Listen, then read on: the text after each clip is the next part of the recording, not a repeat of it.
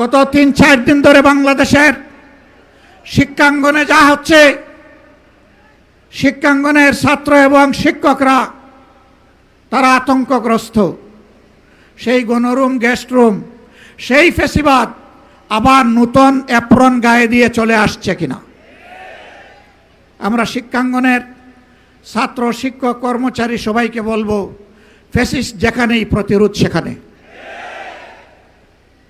ছাড় দেওয়া হবে না, ছাড় আপনারা দিবেন না।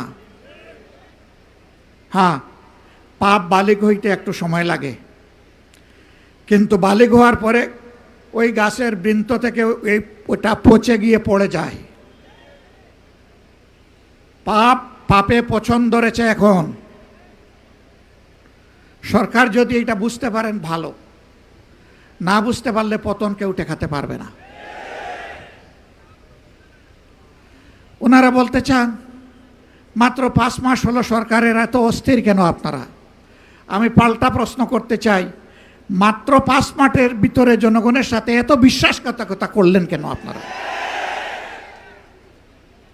আপনারা যদি বিশ্বাসঘাতকতা না করতেন, আমাদের তো অস্থিরতার কোনো কারণ ছিল না।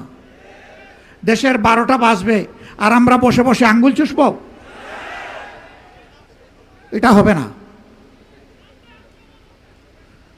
প্রিয় দেশবাসী, আপনারা প্রস্তুত হন। সব দেখে মনে হচ্ছে আরেকটা অনিবার্য বিপ্লব আসন্ন। এই বিপ্লবের জন্য আমি আপনাদের সবাইকে প্রস্তুতি নিতে আহ্বান জানাচ্ছি। এখানে আমরা যারা বসেছি, অনেকে বয়স্ক, অনেকে তরুণ। বিপ্লবের ক্ষেত্রে বিপ্লব কোনো বয়স মানে না। যেমন 24শে জুলাই আবাল বৃদ্ধ বনিতা, 10 মাসের শিশু থেকে 90 বছরের বৃদ্ধ সবাই ছিল রাজপথে। আগামীতেও বয়স বিপ্লবকে সঙ্গ দিয়েই সামনে এগিয়ে যাবে ইনশাআল্লাহ। সেদিন সবাই হবে তরুণ, সবাই হবে যুবক, এবং ফেসিবাদের বিরুদ্ধে লড়াই হবে আপোষহীন, তীব্র, বিজয় ছিনিয়ে আনার লড়াই হবে ইনশাআল্লাহ। জেল জুলুমের ভয় দেখাবেন না। আল্লাহর মেহেরবানিতে এগুলোকে কোনো পাত্তাই দেই না। ফাঁসির ভয় দেখাবেন না। ফাঁসির রশি যদি জাতির মুক্তির জন্য প্রয়োজন হয়, ফুলের মালা হিসাবে কবুল করে নেব। ফাঁসির তক্তার উপর দাঁড়িয়ে বুক কাঁপবে না, ঠোঁট কাঁপবে না, বিজয়ের জয়ধ্বনি শুনিয়ে যাব ইনশাআল্লাহ। সম্মানিত বন্ধুগণ, গ্যাসের দাম কখন বাড়ানো হয়? বাড়ানোর আগে গ্যাস কমায় দেওয়া হয়। সমাজে সংকট সৃষ্টি করা হয়, জনগণ অতিষ্ঠ হয়ে উঠে। এই ফাঁকে গ্যাসের দাম বাড়াইয়া বলে, জনগণ বলে, যাক বাবা, দাম বাড়লে পাইয়া তো গেছি। এইটা ফ্যাসিবাদী প্র্যাকটিস। যদি দাম বাড়ানোর আগে সংকট সৃষ্টি হয়, আর সংকট সৃষ্টি হওয়ার কারণে যদি দাম বাড়ার পরে আবার সংকট দূর হয়ে যায়, তাহলে দাম না বাড়াইয়া সংকট দূর হয় না কেন?